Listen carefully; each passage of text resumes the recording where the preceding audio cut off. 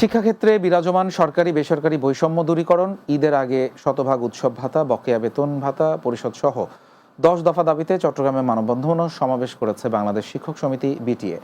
মঙ্গলবার দুপুরে চট্টগ্রাম শাখার আয়োজনে চট্টগ্রাম প্রেস ক্লাব চত্বরে এই কর্মসূচি পালন করা হয়। সংগঠনের চট্টগ্রাম আঞ্চলিক শাখার সভাপতি মোহাম্মদ ওসমান গনির সভাপতিত্বে আয়োজিত কর্মসূচিতে বক্তব্য রাখেন সংগঠনের কেন্দ্রীয় সহসভাপতি রণজিৎ কুমার নাথ, সাধারণ সম্পাদক শিমুল কান্তি মহাজন, শ্যামল দে সহ স্থানীয় নেতৃবৃন্দ। চট্টগ্রামের রাঙ্গুনিয়া প্রেস ক্লাবের উদ্যোগে দোয়া ও ইফতার মাহফিল অনুষ্ঠিত হয়েছে। স্থানীয় একটি রেস্টুরেন্টে অনুষ্ঠানের আয়োজন করা হয়। ইন্তেজামিয়া কমিটির আহ্বায়ক ইয়াকুব আলী মনির সভাপতিত্বে ও রাঙ্গুনিয়া প্রেস ক্লাবের সাধারণ সম্পাদক মোহাম্মদ মঞ্জুরুল ইসলামের সঞ্চালনায় উদ্বোধক ছিলেন জামায়াতে ইসলামে মজলিসে শুরা সদস্য আমিরুজ্জামান।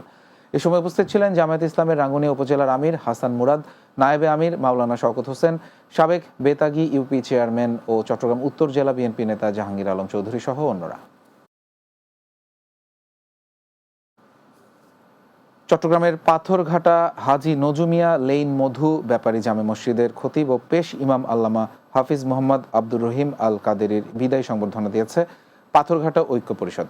দীর্ঘ কর্মজীবনের শেষ দিনে তাকে এই সংবর্ধনা দেওয়া হলো। অনুষ্ঠানে উপস্থিত ছিলেন মহানগর বিএনপির সাবেক ভারপ্রাপ্ত সাধারণ সম্পাদক M A Sabur, 34 number Patharghata word বিএনপির সাবেক সাধারণ সম্পাদক খায়রুল বশর, সাবেক যুবদল নেতা সালাউদ্দিন সহ ওয়ার্ড বিএনপি ও অঙ্গ সংগঠনের নেতৃবৃন্দ।